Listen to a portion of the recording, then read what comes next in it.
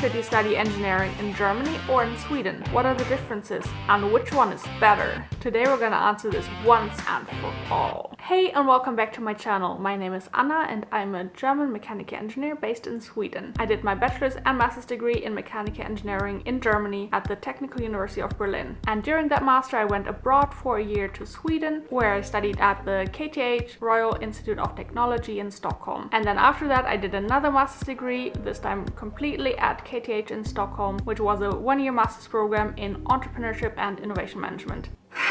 All of this to say, I have a pretty good idea of what it's like to study in both Germany and Sweden, at least at those two universities. So let's talk about it. We're doing 10 rounds of 10 different categories where I'm gonna give a point to either Germany or Sweden in each of these. I'm gonna start with some more general differences between studying in Germany and Sweden, and then I'm gonna go into differences that are more specific to engineering. And at the end, I'm also gonna share a really random but kind of funny little difference between the two countries. So make sure you watch all the way to the end so you don't miss that great piece of information. Los geht's! Nu kör vi! The first thing you're gonna wanna know is which language you're gonna be studying in. In Sweden, almost all master programs are offered in English, and there are even some bachelor programs in English, although not that many. In Germany, almost all bachelor and master programs are offered exclusively in German. There are only very few English programs, and almost all of them are master programs. So you're gonna have very limited options in what you can study in English. And I think this is especially the case in engineering because we have a long-established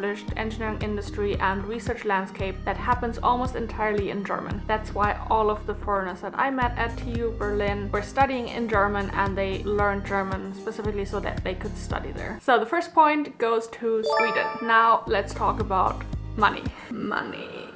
In Germany, tuition is free for everyone, no matter where they're from. There are still some small fees to pay of about 300 euros per semester, but that usually includes free public transport, so I think it's a really good deal. In Sweden, however, it depends on where you're from. If you're from the EEA, the European Economic Area, which is basically the European Union plus Norway, Iceland, and Liechtenstein, then the tuition is free with no fees at all. So I didn't have to pay anything for my Swedish master's degree. But if you're from outside the EEA, then unfortunately you have to pay. The tuition fees range from about 7,000 euros to up to 30,000 euros per year, depending on the university and study program, which is a lot of money. So 1 point for Germany. Next, I want to explain how the university year is structured in both countries. Germany has 2 semesters per year. One semester lasts 6 months, but you do have a long break at the end, which is called Semesterferien. So the actual lecture period or Vorlesungszeit is shorter than that. And then you typically have 5 to 6 classes per semester, and towards the end of the semester you have all of your exams and project deadlines. Sweden also has 2 semesters per year, but each semester is divided into 2 periods. You typically have 2 to 3 classes per period with exams and project deadlines at the end, and then you start the next period with new classes. Here I have to say the Swedish system is clearly better because it allows you to focus on a manageable number of 2 to 3 classes at once, so you can also end up with a maximum of 3 exams in the same week. In Germany, you can be really unlucky that all of your 5 or 6 exams are in a really short time window of maybe 1 to 2 weeks. And you could even have 2 exams on the same day if you're really unlucky. That makes it difficult to split your time between all of these different classes and to study enough for each exam. Usually you just have to focus on 1 or 2 classes where you really want to do well, and then just hope for the best during the other exams. So yeah, 1 point for Sweden. The next round is about professors, authority, and hierarchy. In Germany, the professors are almost untouchable, meaning that you won't have that much contact with them, especially during your bachelor studies. They will give the lectures, but any seminars or practice sessions are usually held by an assistant or a tutor, which is an older student who works for the professor part-time. So the assistants and tutors have most of the student contact, and they're also who you're supposed to ask first whenever you have a question or need help. Only if the tutor or assistant cannot answer your question is when you should go to the professor for help. Really? In Sweden, this is very different. In my experience, the professor does all of the teaching, including seminars and practice sessions. They might still have an assistant who helps them grade their homework, prepare the lessons, or organize random other things, but it is normal to always directly ask your professor for help if you don't understand something. And yeah, sorry, this point also has to go to Sweden. Now let's talk study freedom. In Germany, it's very common to plan your own study schedule. So you will receive all of your study requirements at the start. For example, you have to take take these mandatory classes, and then maybe some of these classes require you to have taken a specific other class before that, so you need to take that into account as well. But other than that, you decide how many classes you want to take in each semester and which classes you want to do. So say you want to work part-time next to your studies, then you might want to reduce the number of classes you take per semester and just take longer overall. Or you might want to take more classes than the standard semester because you're really interested in doing more, or you feel understimulated, or you just want to finish your studies quicker. You can do all of that. And you can pretty much study however long you want, whether that's 3 years or 5 years or 10 years or 15 years. There's not really anyone stopping you from going at your own pace. In fact, most students, especially in engineering, take like 1 or 2 semesters longer than the predetermined study time. In Sweden, there's usually a specific study program that you're supposed to follow where you can't really change the order of the classes you take them in, and you also cannot take more than a certain number of classes per semester because the university wants the schedule to be realistic,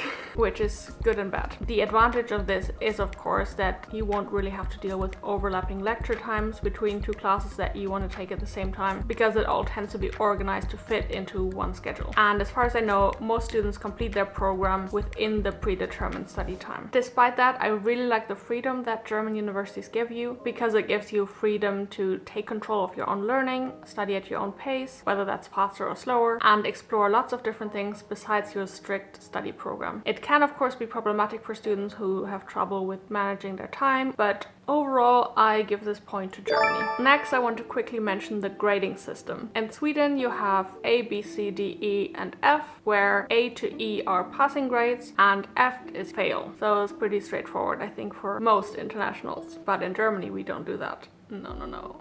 We have grades from 1 to 5, where 1 is the best grade and 5 is the worst grade or failing grade. But we also have lots of in-between grades. So actually we have 1, 1.3, 1.7, 2, 2.3, 2.7, 3, 3.3, 3.7, 4, 4.3, 4.7, and 5. The failing grades are 4.3, 4.7, and 5. And everything between 1 and 4 is a passing grade. No idea why we have so many failing grades, but I guess it goes well with German culture, where we like to complain in great detail. So I guess we want to be really specific on just how bad the grade is.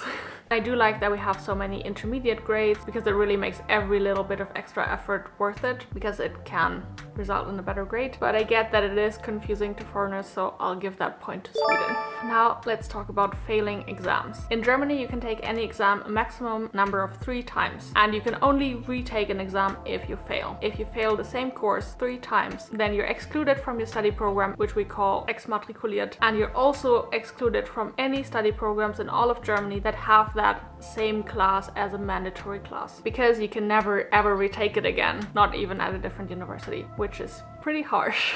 And I have some friends who had to drop out of engineering because of this, or were dropped out of engineering. In Sweden, you can retake however many times you want. You can even retake an exam if you already passed that exam, but you just want to have a better grade. In Germany, you can absolutely not retake any exams that you've passed. Once you pass, that grade is your grade, which also results in people sometimes failing on purpose if they know they won't make a good grade. And I've done this too. So what you then do is you strike through everything you wrote in your exam, which means that it won't count, and then they will fail you, and then you can retake the exam. But of course you lose 1 retake. So you really have to be sure that then you'll be able to pass the exam. Otherwise you will be pretty fucked.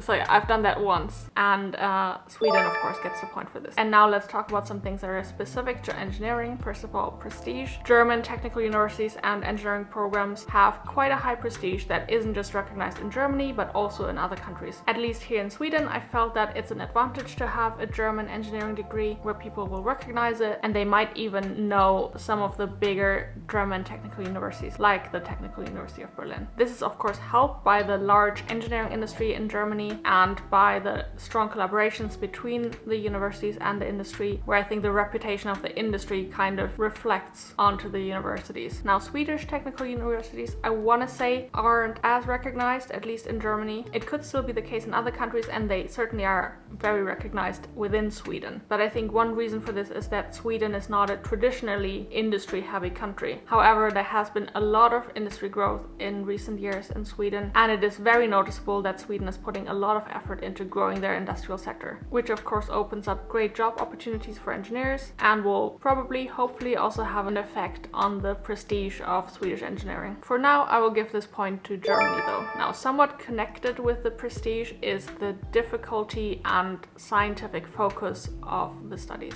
German technical universities are known for being really research focused and really difficult. They don't give you anything for free, and they specifically want you to have to overcome some challenges. At least that's the attitude I've gotten from a lot of my German professors. Not all of them, some are really cool, but plenty. For example, you will almost always write your thesis by yourself, so your bachelor thesis or master thesis, which is the final project you'll do at the end of your studies, and it often takes way longer than the official time allocated for it because they really expect you to produce a proper piece of research, and if it's not there yet, then you just have to work some more. Or if your experiments fail, then you just have to redo them. Swedish universities, I feel like, are more focused on helping you successfully complete your study program, so they're more involved in organizing the studies for you. Like I mentioned earlier, you don't have to focus on more than 2 to 3 classes at a time, and for your thesis you will usually write it together with another student because they don't want you to be alone with it. They want you to bounce ideas off of each other and hold each other accountable,